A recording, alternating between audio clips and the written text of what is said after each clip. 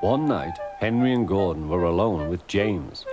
Although the Fat Controller was beginning to think well of him, whenever a chance came, the other engines would talk of nothing but bootlaces.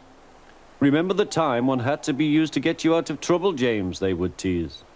James tried to get his own back, talking about engines who got shut up in tunnels and stuck on hills. But they wouldn't listen. "You talk too much, little James," said Gordon. "A fine, strong engine like me has something to talk about. I'm the only engine who can pull the express. When I'm not there, they need two engines. Think of that. I've pulled expresses for years and have never once lost my way. I seem to know the right line by instinct." Every wise engine knows, of course, that the signalman works the points to make engines run on the right lines, but Gordon was so proud he had forgotten. "Wake up, James," said Gordon next morning. "It's nearly time for the express." "What are you doing? Odd jobs?" "Oh, well, we all have to begin somewhere, don't we? Run along now and get my coaches. Don't be late." James went to get Gordon's coaches. They were all shining with lovely new paint.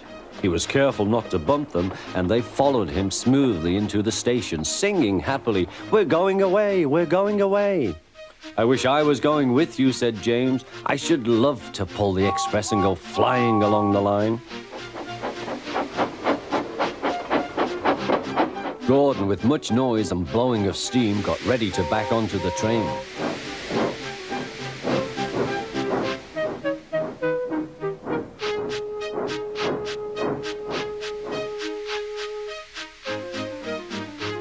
The Fat Controller was on the train with other important people, and as soon as they heard the guard's whistle, Gordon started. Look at me now," he puffed, and the coaches glided after him. "Poop, poop, poop, poop, poop. Goodbye, little James. See you tomorrow." James watched the train disappear and then went back to work. He pushed some trucks into their proper sidings and went to fetch the coaches for another train. James had just brought the coaches to the platform when he heard a mournful noise. There was Gordon trying to sidle into the station without being noticed. "Hello, Gordon. Is it tomorrow?" asked James. Gordon didn't answer. He just let off steam feebly. "Did you lose your way, Gordon?" said James. "No, it was lost for me. I was switched off the main line onto the loop. I had to go all round and back again." "Perhaps it was instinct," said James. Meanwhile, all the passengers hurried to the booking office. "We want our money back," they shouted.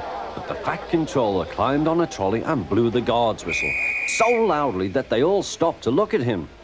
Then he promised them a new train at once. "Gordon can't do it," he said. "Will you pull it for us, James?" "Yes, sir, I'll try."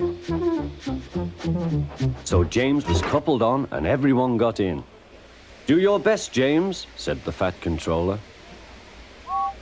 Come along, puffed James. You're pulling as well, sang the coaches.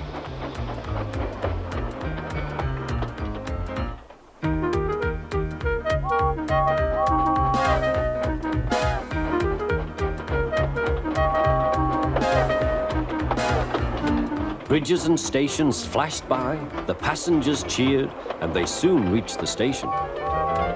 Everyone said thank you to James, and the Fat Controller was very impressed. "Well done," he said. "Would you like to pull the express sometimes?" "Yes, please," answered James. Next day, when James came by, Gordon was pushing trucks. "I like some quiet work for a change," he said. "I'm teaching these trucks manners. You did well with those coaches, I hear."